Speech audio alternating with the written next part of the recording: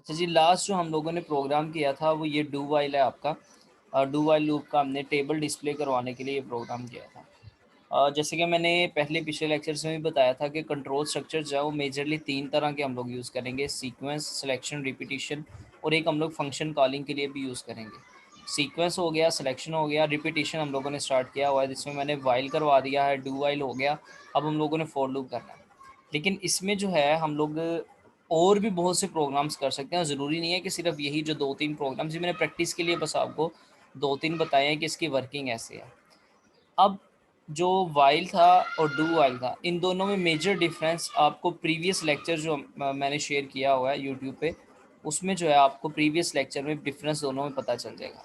While loop और do while loop में majorly difference ये है कि पहली चीज़ ये कि उसमें वाइल में कंडीशन पहले आती है, इसमें कंडीशन बाद में आती है। इसमें कंडीशन के बाद सेमीकोलन आता है, उसमें कंडीशन के बाद सेमीकोलन नहीं आता। इसमें लूप की बॉडी एटलीस्ट एक दफ़ा जो है वो लाजमी एग्जीक्यूट होगी, चाहे कंडीशन गलत हो या ना, या सही हो या ना हो कोई इशू नहीं है। वो जो एग्जांपल है वो मैंने इसमें शेयर की हुई है, वो आप उसमें देख लीजिएगा, उसमें भी जो है वो आपको पता चल जाएगा। अब चलते हैं हम लोग फोर लूप की तरफ। फोर लूप का सबसे पहले तो हम लोगों ने सेंटेक्स देखना है कि उसका सेंटेक्स क्या है। ठीक है, मैं आपको पहले उसका जनरल सेंटेक्स बताता हूँ। फोर लूप में होता कुछ इस तरह है। सबसे पहले फोर का कीवर्ड आता है, ठीक। उसके बाद यहाँ पर वेरिएबल इनिशियलाइजेशन होती है,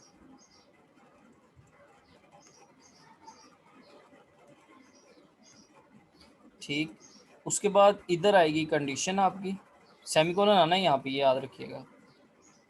कंडीशन के बाद तीसरी चीज़ जो है हम लोग यहाँ पर या तो इंक्रीमेंट करेंगे या उसमें डिक्रीमेंट करेंगे, ठीक है जी।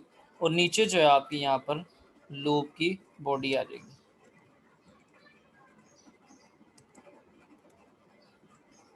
Body of loop. यहाँ स्टेटमेंट्स जो हम लोग यूज़ करते हैं आप वो भी वर्ड इस्तेमाल कर सकते हैं।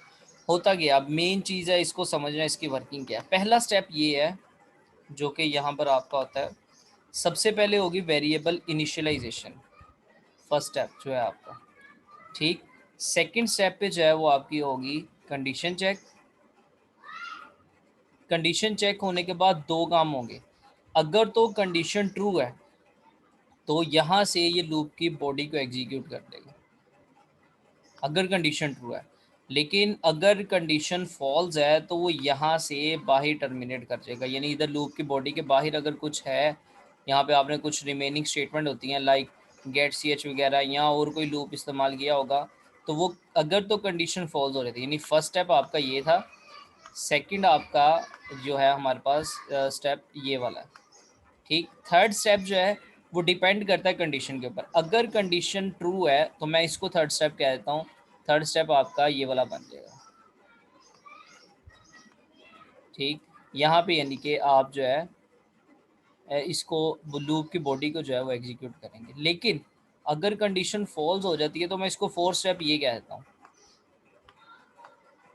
या फोर के बाद हम लोग इसको कंसिडर मैं कर लूँ, वो ज़्यादा बेटर रहेगा। थ्री अगर कंडीशन ट्रू होती है तो ये एग्जीक्यूट हो जाएगा।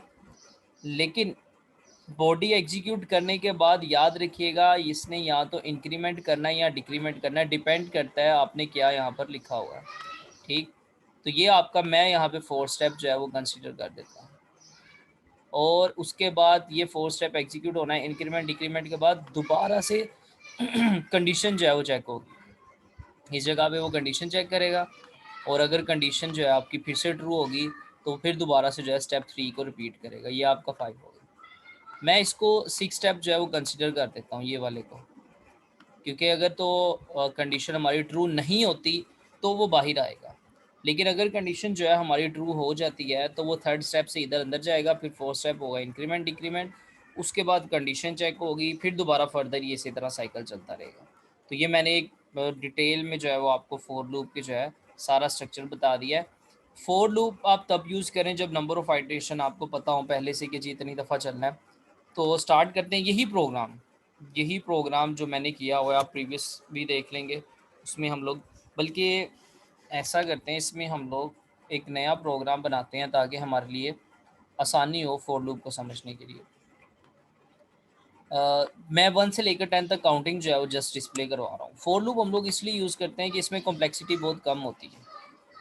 फॉर लूप में कॉम्प्लेक्सिटी जो है वो एज़ कम्पेयर टू बाकी प्रोग्राम काफ़ी कम होती है।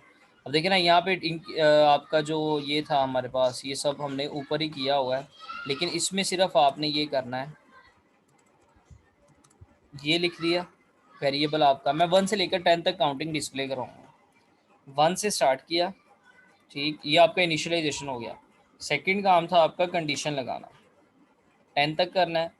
थर्ड काम जो ये जो इंक्रीमेंट डिक्रीमेंट इधर हो रहा है ना, इसको आप इस जगह पर अब लिखेंगे। यहाँ तो वो इंक्रीमेंट होगा, यहाँ वो डिक्रीमेंट होगा, यहाँ कोई प्रोडक्ट भी आपकी आ सकती है। बाज़ क्वेश्चंस में हम लोग ऐसा भी करेंगे, ठीक। और सिंपल जो है यहाँ पर इस जगह पर आप जो है इस जगह पर अब हम लोग एक्स को डिस्प्ले करवाएंगे।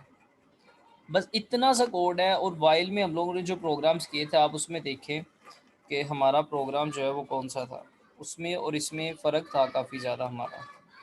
ये मैंने इसको सेव कर दिया एफ़ के नेम से, क्योंकि फॉर लूप हम लोग कर रहे थे। तो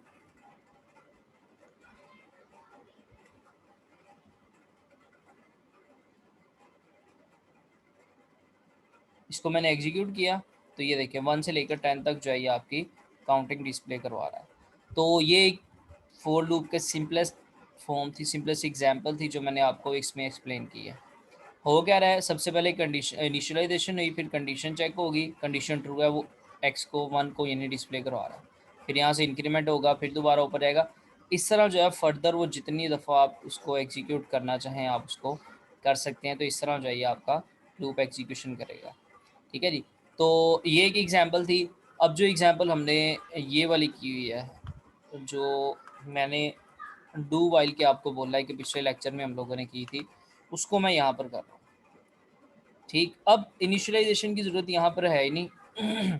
कंडीशन जो है वो मैंने वैसे ख़त्म कर दी थी यहाँ से, ये नीचे आई हुई है कंडीशन, इसको यहाँ से ख़त्म कर दिया और इसको भी यहाँ से रिमूव कर दिया। ये टेबल डिस्प्ले करवाने का तरीकाकार है। ये किस तरह है, ये आप प्रीवियस लेक्चर देखेंगे तो आपको उसमें इजीली समझ लग जाएगी। मैं इसमें भी थोड़ा सा जो है एक्सप्लेन कर देता हूँ।